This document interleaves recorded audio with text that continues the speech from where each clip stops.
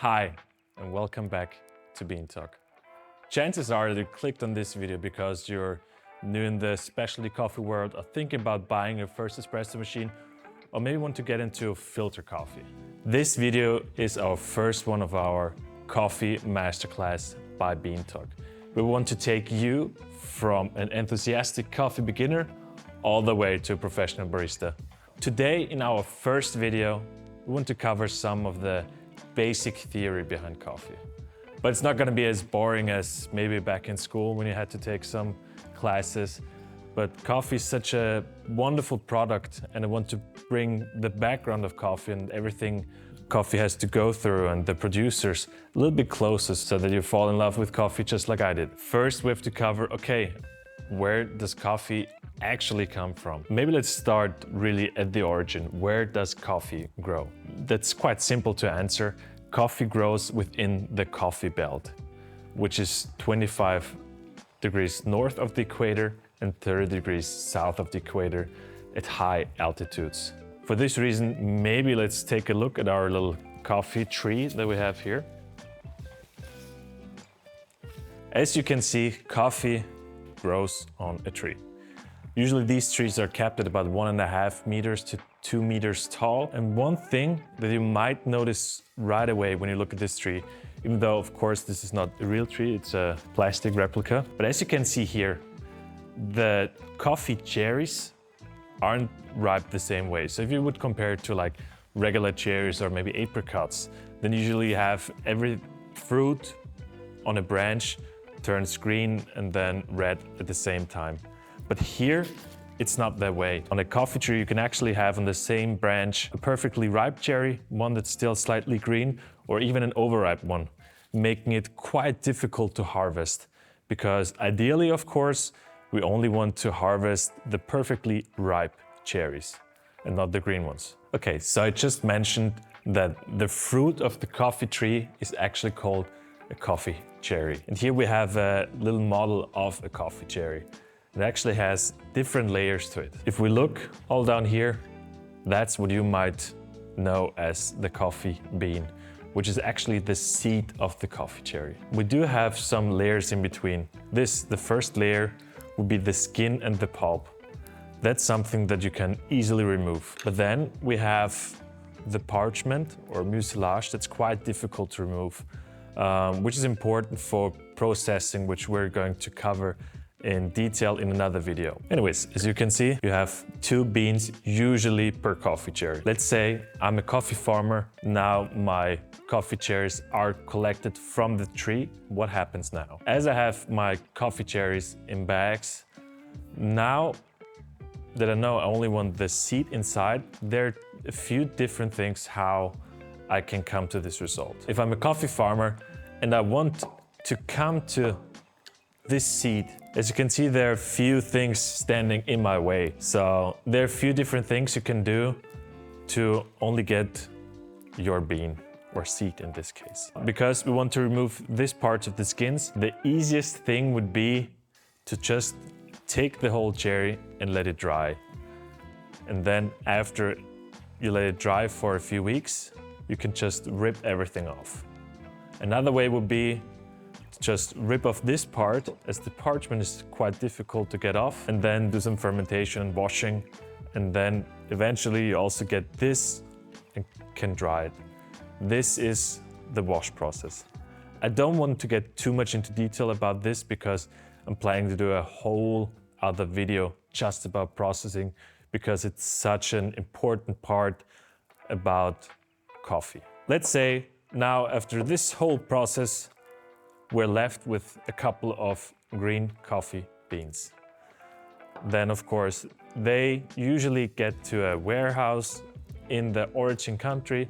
From there, they're shipped to Europe in our case, for example, to a big harbor, another warehouse, when eventually a roaster puts in an order and gets his coffee. And then the roaster finally gets the green coffee, turns the green coffee brown, and then the barista can finally brew some amazing coffee with it. So to briefly summarize where the coffee comes from and where it goes until we have our roasted, delicious product. Once again, coffee grows in the coffee belt, 25 degrees north and 30 degrees south of the equator. Then there it grows at high altitudes. On these coffee farms, we have our little trees. And then from these trees, we can then harvest our coffee cherries. And once we have our cherries collected, we somehow have to get rid of all of the skin until we're left just with our green beans.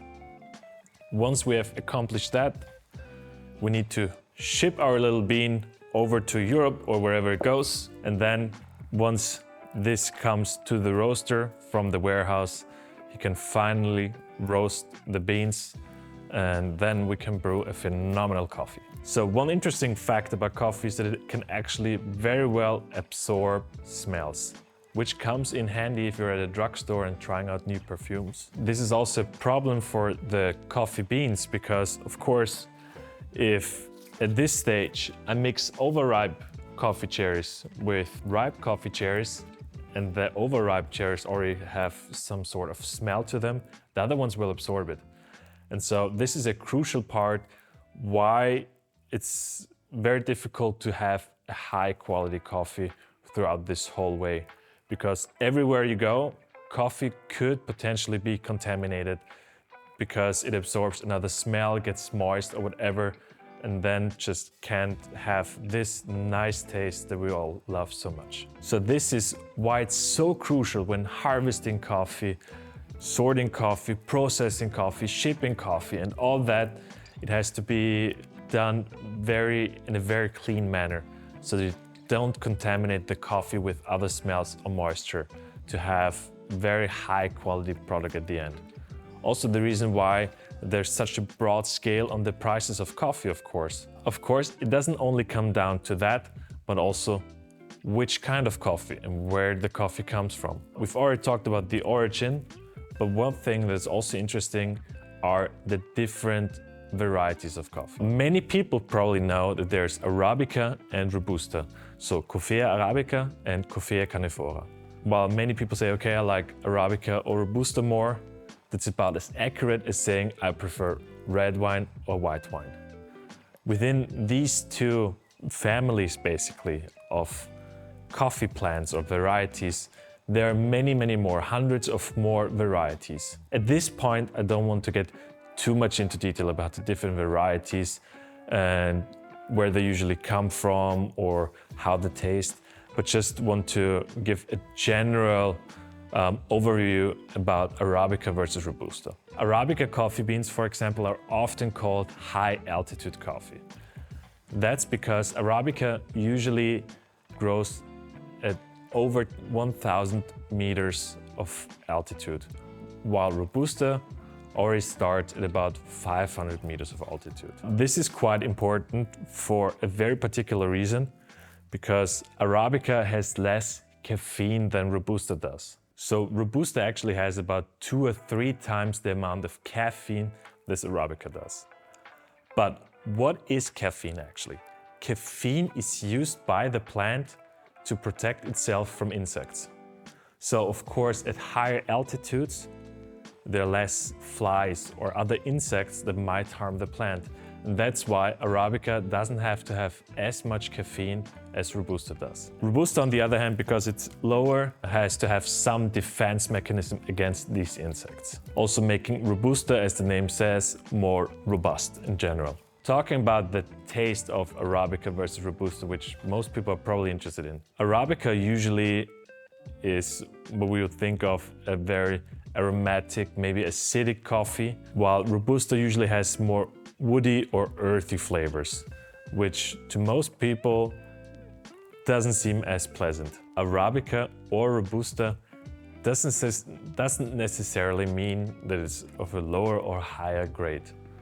While, yes, Robusta is usually cheaper than Arabica, there's also Arabica that has a bad quality and an unpleasant taste, and there's also high quality Robusta that can have a very interesting taste to it. We can't necessarily marginalize it, even though usually you're probably right when assuming that coffee that's 100% Arabica or a single origin Arabica is of a better quality or a more acidic or aromatic taste than a Robusta. One thing, however, about Robusta, because of its robustness, higher yield, and cheaper price, it's used a lot in the pharma industry. For example, aspirin has some caffeine in it as well.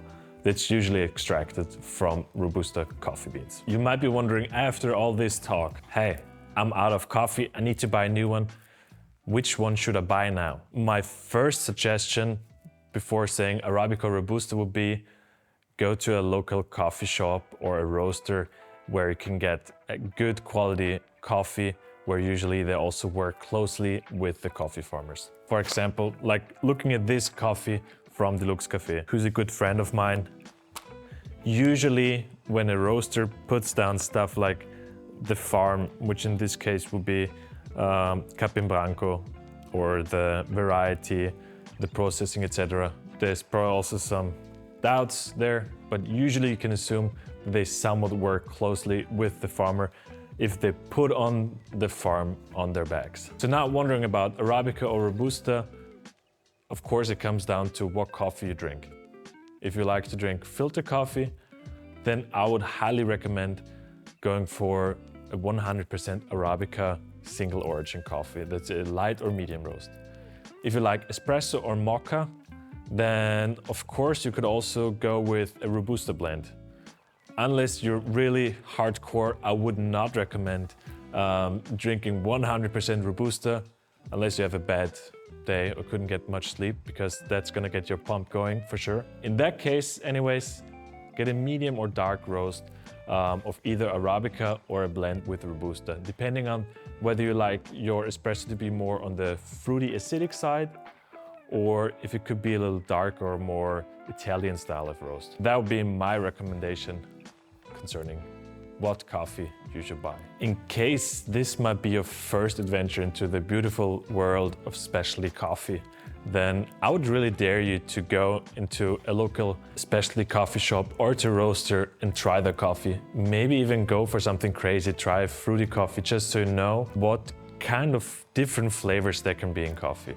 But yeah, if you do, please put it down in the comments what you think about your first cup of specialty coffee. I'd be very curious to hear what you think. Maybe even try a different coffee than you usually do. If you're usually an espresso drinker, maybe try a filter coffee or vice versa. Yeah, we're really interesting to know. One last thing that I can highly recommend at your start of this coffee journey is this book. You might have heard of it or have seen it at your local coffee shop, but this is for many the coffee Bible. It was written by James Hoffmann years ago. I still find myself looking into it if I want to just have a good explanation for something coffee related. And definitely recommend this for your coffee journey. To conclude this episode, just wanted to briefly take a moment and say, if you're just looking for some tips on some full automatic machines or which Nespresso cups you should buy, this might not be your thing.